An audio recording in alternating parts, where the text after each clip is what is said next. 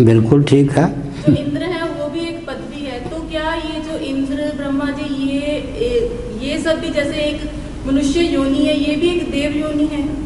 बैठिए। और उसके बाद देव योनि के बाद भी क्या मनुष्य योनि भी में भी आ सकते हैं? हाँ बैठिए, बहुत अच्छा प्रश्न। श्रावण भाद्र महीने में जब मैं वृंदावन में रहता था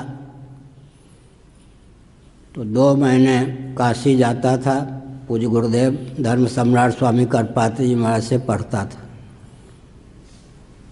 और 10 महीने वृंदावन में पढ़ाता था। किनको किनको पढ़ाया मुझे ध्यान नहीं है, कम से कम 50 चिन्मय मिशन आदि के व्यक्ति हमसे पढ़े होंगे। डॉक्टर गोविंदानंद जी जो स्वामी खंडानंद महाराज के शिष्य हैं, उन्होंने भी 5 साल पढ़ा। वो तो अपना तो रखते हैं, बाकी सबको किसी का मैं नाम भी नहीं जानता, वो हमसे संपर्क भी नहीं रखते। तो हमने संकेत किया। आपका प्रश्न क्या था मुझे याद है। बृहदारण्यक उपनिषद आजकल शंकर भाष्य आनंद गिरी टीका सहित श्रावण भाद्र में पढ़ा रहा हूँ। छांदोग उपनिषद तक 28 वर्ष हो गए पुरी में चौमासा करते हुए। पहला चातुर्मास तो दिल्ली में किया शंकराचार्य होने के बाद, वहाँ भी पढ़ाता था। 28 वर्षों में ईश से लेकर छांदोग उपनिषद पर्यंत शंकर भाष्य आनंद गिरी टीका सहित पढ़ा चुके हैं। ब्रह्मसूत्र शंकर भाष्य भामती टीका सहित पढ़ाते हैं, तर्कपाद में पहुँचे हैं। बृहदारण्यक उपनिषद के अनुसार मैं बोल रहा हूँ, धीरे धीरे धीरे धीरे इसलिए कहता हूँ, मुझे बोलने का अभ्यास धारा प्रवाह। धीरे धीरे कहूँगा पर एक वाक्य के बाद फिर वही गति हो जाएगा, अभ्यास ही बचपन से ऐसा है। आज जो ब्रह्मा जी के पद पर हैं, बृहदारण्यक उपनिषद के अनुसार बोल रहा हूँ, पूर्व कल्प में, कल भी मैंने कहा था, बृहद भारत में अश्वमेध याग में अधिकृत कुल में उनका जन्म हुआ था। सांकेतिक भाषा में अश्वमेध याग सबसे उत्कृष्ट क्यों है? तो द्रव्य और देवता का संवेद स्वरूप यज्ञ या याग है। कस्मै देवा यह हविषा विधेयमा, हविषा द्रव्य के द्वारा, द्रव्य और देवता, समर्पण की सामग्री का नाम है द्रव्य।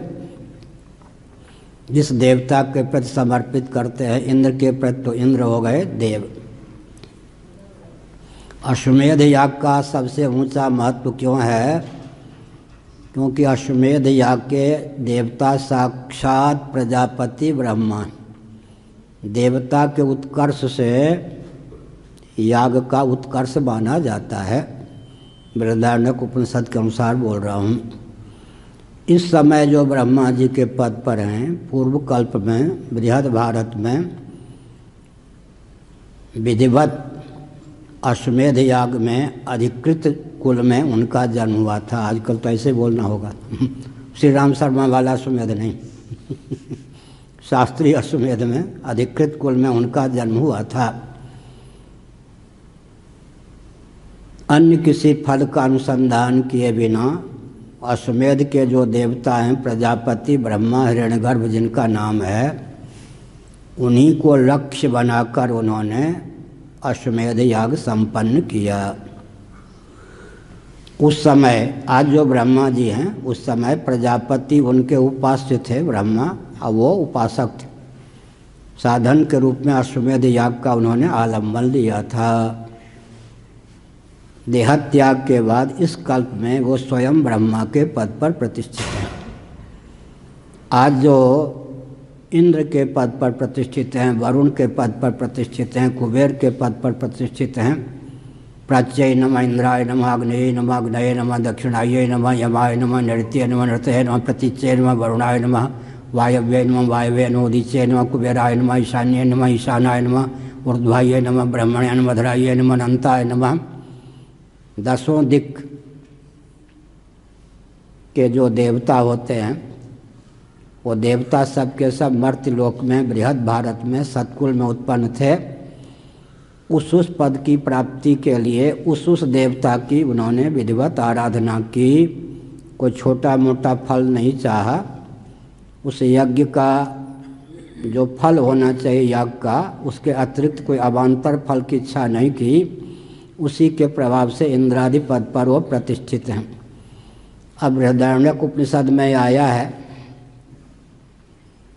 कि पहले गीता की बात कहते हैं, क्षीणे पुण्य मर्त्यलोकम विशंति।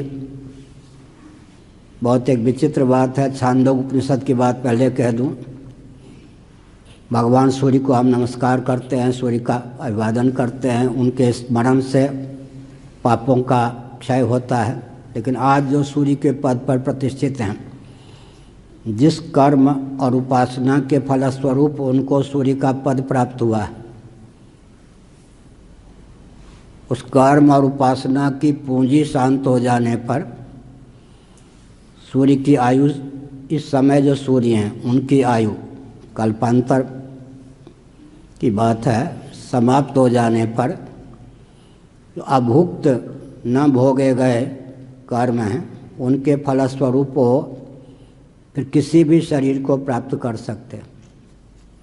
क्षीणे पुण्य मर्त्यलोकम विशंति। पूज्य गुरुदेव स्वामी करपात्री जी महाराज ने हमको बताया, आज जो देवराज इंद्र के पद पर प्रतिष्ठित हैं, इंद्राणी मनाती है, नखरे पूर्वक अमृत का ग्रहण करते हैं। इंद्र पद को देने वाला पुण्य का क्षय हो जाने पर अब मान लो, कल्पना करो कि कुत्ता शरीर देने वाला प्रारब्ध का उदय हो गया, तो कुत्ते के मलिन आहार पर भी टूट सकते हैं। कल्पना नहीं कर सकते कि आज जो अमृत का ग्रहण भी नखरे पूर्वक करते हैं, इंद्र पद को देने वाले पुण्य का क्षय हो जाने पर, उपासना का क्षय हो जाने पर, दैव योग से कदाचित कुत्ते आदि शरीर को देने वाले प्रारब्ध उदित हो गया, तो उसके आहार पर भी वो टूट पड़ सकते हैं। ये कर्म की गति बहुत विचित्र है। तो बृहदारण्यक उपनिषद में लिखा है कि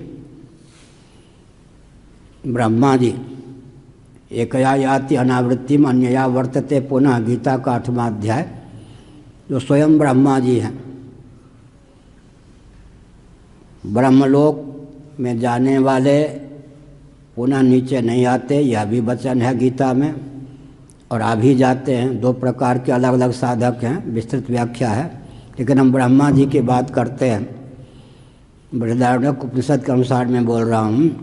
तो ब्रह्मा जी जब समझते हैं ये 31 नील 10 खरब 40 अरब वर्ष,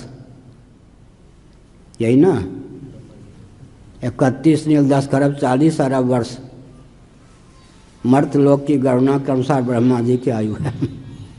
मर्त्यलोक में जो 100 वर्ष भारत के मुद्रा और अमेरिकन डॉलर में अंतर है ना, 31 नील 10 खरब 40 अरब वर्ष मर्त्यलोक के अनुसार ब्रह्मा जी की आयु है। ब्रह्मलोक के अनुसार कुल 100 वर्षों की आयु। ब्रह्मलोक के 100 वर्ष मर्त्यलोक के 31 नील 10 खरब 40 अरब वर्ष के बराबर है। वो ब्रह्मा जी जब देखते हैं कि अब मेरी आयु समाप्त होने वाली है, तब कार्योपाधिरयम जीवः कारणोपाधिरीश्वरः। कारणोपाधिक दिन में मैंने कहा था प्रथम व्यक्त, कल का होगा या आज ही कहा था, प्रथम व्यक्त ब्रह्मा जी हैं, आज ही कहा था। तो कारणोपाधिक जो श्रीमन नारायण भगवान वासुदेव हैं, उनके उपासना के प्रभाव से उदाहरणा करते हैं, मैं जो कार्योपाधिक हूँ, अपनी उपाधि को परमात्मा की उपाधि में विलीन कर लेते हैं।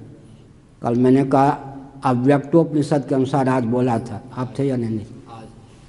अव्यक्तोपनिषद के अनुसार ब्रह्मा जी को यह भान हुआ कि मैं प्रथम व्यक्त हूँ।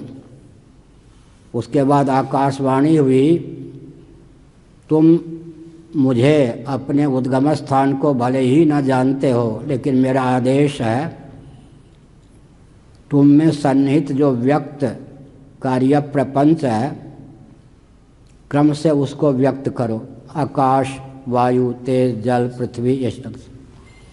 ब्रह्मा जी ने कहा मुझे इतना ही पता है कि मैं प्रथम व्यक्त हूँ, मेरे अतिरिक्त जिन जिन कार्यों को मुझे क्रमशः व्यक्त करना है न मुझे उन कार्यों का ज्ञान है न कार्यों को व्यक्त करने की मुझ में क्षमता है। योग्यता हो तो मैं काम करूं। तो भगवान की वाणी हुई मैं अव्यक्त अव्याकृत प्रकृति माया प्रधान, ये सब उसके नाम हैं। ब्रह्म शक्ति रेव प्रकृति ही निरालंबोपनिषद। तुम प्रथम व्यक्त हो, मुझ अव्यक्त रूप अग्नि में अपने उपाधि को, महत्त्व को, अपनी उपाधि को होम दो। भावना करो कि तुम हवनीय द्रव्य हो और मेरी भावना करो कि मैं अग्नि स्वरूप हूँ। यज्ञम यज्ञेन उपजुह्वति, आज भी मैंने कहा था भगवद गीता का 4वां अध्याय पुरुष सूक्त 3रा अध्याय, गीता 4वां अध्याय। तो ब्रह्मा जी फिर क्या करते हैं, कारण परमात्मा जो मायोपाधिक हैं अपनी उपाधि को उनमें विलीन कर देते हैं और भावना के द्वारा स्वयं को भी अव्यक्त रूप अग्नि में डाल देते हैं। इस भावना के बल पर ब्रह्मा जी कार्योपाधिक प्रथम जीव होने पर भी कारणोपाधिक परमात्मा से एकीभूत हो जाते, तो फिर उनको जन्म नहीं प्राप्त होता। इस प्रकार ब्रह्मा जी को पुनर्भव नहीं प्राप्त होता है। यह लंबा प्रकरण है, बहुत गंभीर है और बृहदारण्यक उपनिषद के अनुसार मैंने बताया।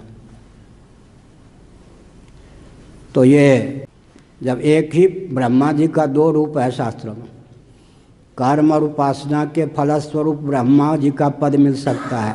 एक विकासवाद उत्कर्षवाद है, दूसरा स्वरूप है यतोवा इवानि भूतानि की दृष्टि से एक ही परमात्मा सृष्टि की उत्पत्ति के समय ब्रह्मा हिरण्यगर्भ नाम से युक्त हो जाते हैं, पालन के समय श्रीमन नारायण विष्णु नाम से युक्त होते हैं, संहार के समय शंकर रुद्र नाम से।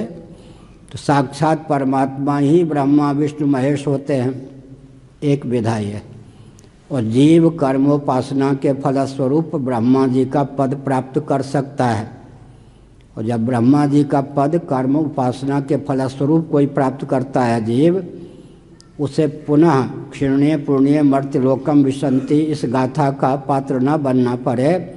उसमें वो क्षमता होती है कि उसके लोक की और उसकी आयु जब समाप्त होने को होती है तो कारणोपाधिक परमात्मा में तादात्म्यापत्ति के बल पर वह कारण भावापन्न हो जाता है। तो ब्रह्म पद से फिर च्युति नहीं होती, अर्थात आगे जो ब्रह्मा होंगे उन ब्रह्मा जी का मोक्ष कल्याण हो जाता है। कारणोपाधिक परमात्मा उनको ऐसा तत्वज्ञान प्रदान करते हैं जिसके बल पर वो कैवल्य मोक्ष प्राप्त कर लेते हैं। लो हो गया।